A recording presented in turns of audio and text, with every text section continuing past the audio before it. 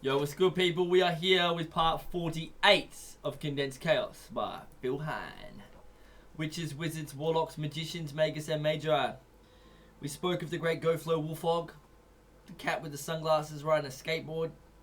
Let's keep delving into the tarot cards. Alrighty.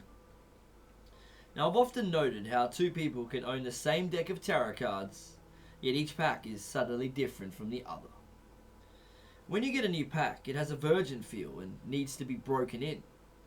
I've begun to look at well-used tarot packs as a collection of spirits that arise from the user interacting with the cards. If you can adopt the belief that a tarot card has a spirit attached, then by extrapolation, it follows that all copies of that card in existence have some kind of spirit attached to them, and that you summon these spirits using your card. Another point, we have been magically conditioned into thinking of spirits in terms of the four classical elements: fire, water, earth, and air. But what are the new elements? Petrol, electricity, nuclear power. What spirits arise from these processes? And can we interact with them? That is for you to decide. So, all of the cybernetic jargon I began this chapter with has led back to the classical pantheist model of spirits. They are everywhere, and they are independent of us. Yet, they arise like the taste of sweetness from an apple, from our experience of the world, consciously or unconsciously. We may, to some extent, give them form and force by deciding that they are there, but often, once we have done so, then they stay there.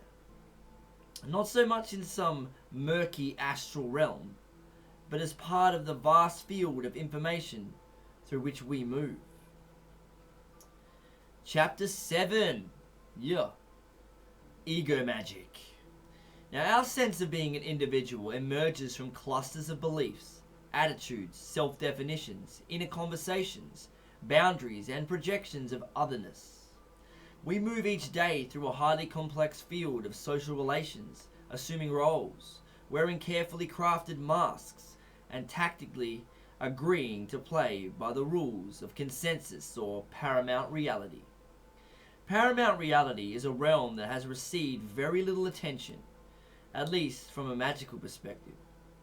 It is the reality that we move away from and reluctantly return to, and is regarded by many as mundane or material, as though it could not be a source of power or ecstasy. One of the strengths of chaos magic is the emphasis placed on identity work within the dimensions of consensus reality, dimensions which, after all, resemble the simplicities, complexities of fractals. Some chaos magic exercises emphasize being able to adopt different belief systems, to change attitudes, not merely intellectually, but also in terms of emotional feelings and physical action. As in tantric practice, we embrace that which we have rejected, and by so doing, push back the boundaries of what we consider possible. To do this successfully requires great determination, as entering a different belief system requires that we enter a new field of social relations, adopt new masks, accept new self-labels, and the behaviors and emotions that accompany them too. Prolonged practice in such social paradigm shifting brings home one very clear point, that identity is fragile.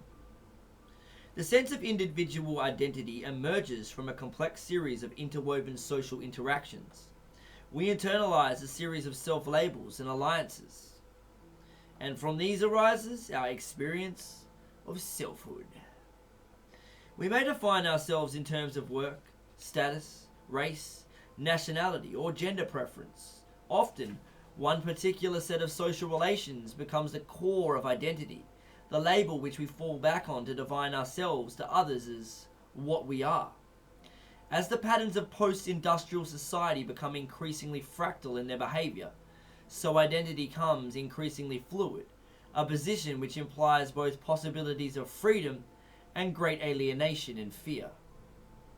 As the fluctuations of social change become greater and greater, so there is an increased tendency to desire solid connections with a historical past.